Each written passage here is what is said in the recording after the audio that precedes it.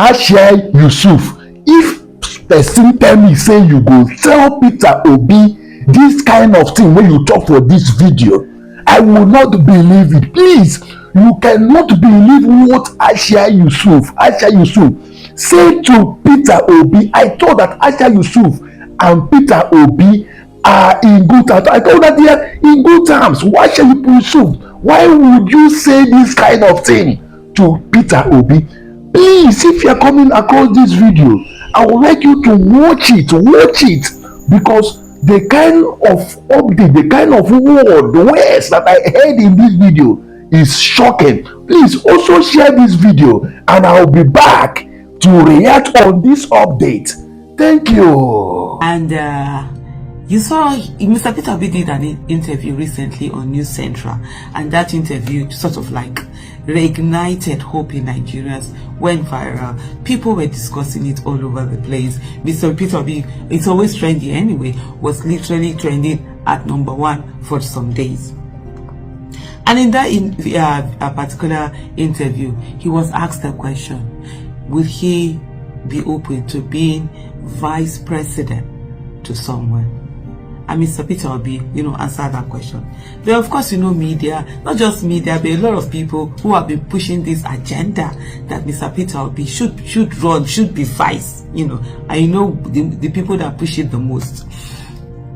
And they went through it all. But anyway, there is a statement that Mr. Peter Obi did, which came in, which he did yesterday. And in this statement, which he posted on his X handle, I'm going to read that now. He says, "I've been inundated with calls and concerns regarding the interview I granted at News Central TV. In that interview, I took the opportunity it provided to explain my position in detail. However, some fifth columnists have resorted to propaganda, deliberately distorting the narrative. Let me reiterate clearly what I said, which is on record. I do not want to be one of those preoccupied with 2027, while Nigerians are suffering from hunger, poverty, insecurity, and other pressing challenges. When I was asked about collaboration, I explicitly stated my openness to working with others, provided their intentions were not centered on state capture. I emphasized my commitment to partnering with those who share my vision for advancing Nigeria's progress. I also made it clear that I remain committed to the Labour Party, and if anyone wishes to negotiate or join forces, they must disclose their true intentions. As I've always maintained, I am not desperate to become president, but I'm determined to see Nigeria work. Likewise, I'm not desperate for any position at all, as I believe I can make contributions as I am already doing without occupying any office. That's what he said. When 2027 arrives, if I decide to run for any office, it will not be with those whose sole aim is state capture or merely winning an election. I want them to explain how we will ensure that no child is left behind, and how we will bring millions of out-of-school children back into classrooms, ensure healthy living, and pull people out of poverty. My statement was unequivocal, and I'm genuinely surprised by the misrepresentation of my words. For the avoidable of doubts, I never stated at any time that I will be the vice president to anyone, and it's unequivocal. I have consistently maintained that I am open to working with those committed to building a new Nigeria. My commitment to Nigeria remains steadfast, and I even believe it is possible to contribute to its progress without occupying any office, as I am already doing. And he signed it off PO, meaning Peter Obi. It's really funny how all of these things, keep going on. But then when I saw it, I wasn't surprised. And I knew the angle that it comes from. Mostly, you know, it's PDP now. PDP people, they were running with it, everything. These are people, PDP these are people just have a right, have this sense of right that if they belong to the villa, they must be there. They're not ready to put in the work. Anything that it seems to them as shortcut that will get them there.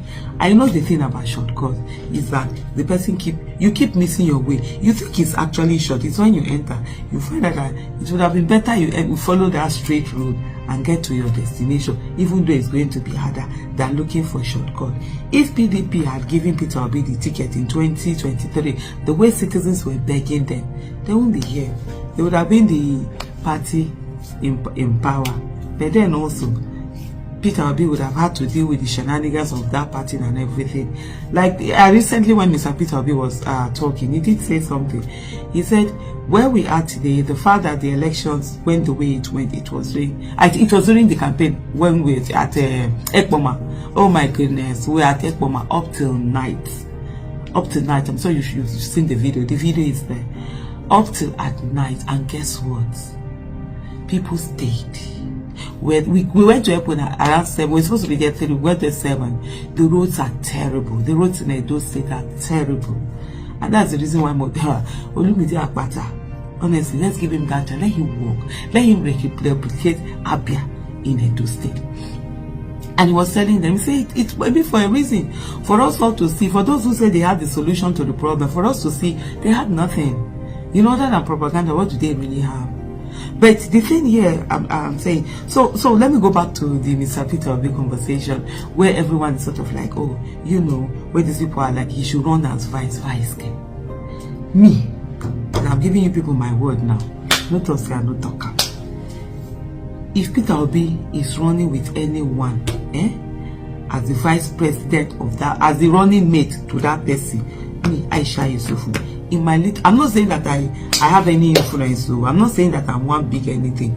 In my little capacity, I will work against that ticket. If that's the only thing, even if I don't support any other person, is to work against that whatever ticket, that I will. Because what is this? Why are we always asking the best to be second? They've turned Peter Obi to the case of the way they put a woman, the way they put women in Nigeria. They will always put you in the deputy position, deputy whatever position. That's where they always put you. Nothing else. Deputy this, deputy that, running mate.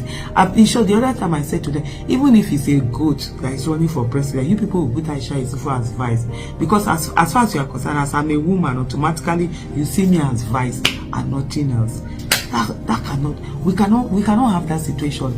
Peter Obi right now, you talk about empathy, you talk about somebody who cares, somebody who is going to go. We are not saying that he's a messiah, he can never be. We're not saying that he knows everything, he doesn't. But we're saying he cares. The fact that he cares, he wants it to be right for people, and he listens and he learns, and he's always ready to learn. We mean that he's going to get the people that will do the right thing to be there. And that's what is most important. That's what we really want. You understand? That is the thing that we absolutely want to do, to have, to see.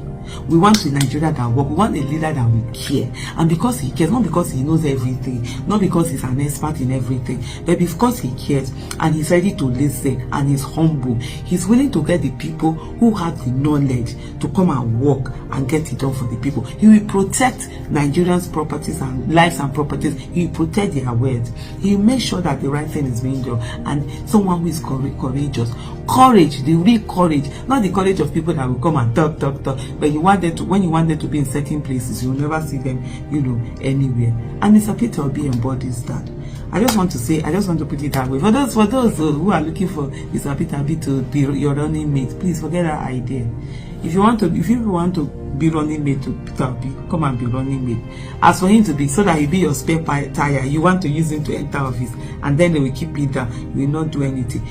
I voted a candidate because of a running mate. He didn't carry me anywhere, and that was in 2015. Buhari was never my candidate. Up to today, up to tomorrow, no matter people insult me, if you go there, I for one. 2011, I didn't vote Buhari, I didn't vote Jonathan. I voted Ribado. See the Ribado doing anyhow today. We could come and no go vote, even if he's running for councillor.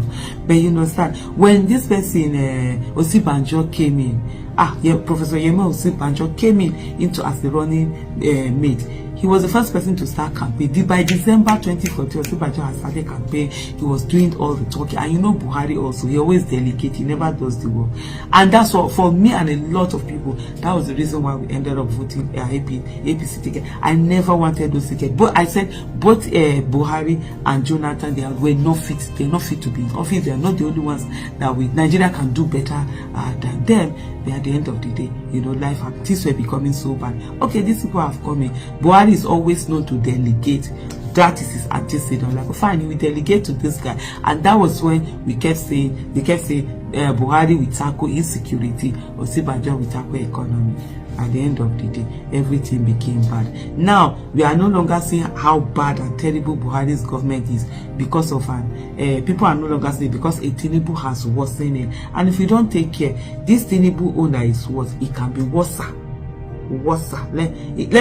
I can be worse. So I know the English is that it can be worse. You understand? More worse. Worst, whatever, but I'm using the word worse so that you know that I want you to understand how the worst can worsen and be worsening, and it will be our lives that will be the worstest of the worstest. It can also be bad.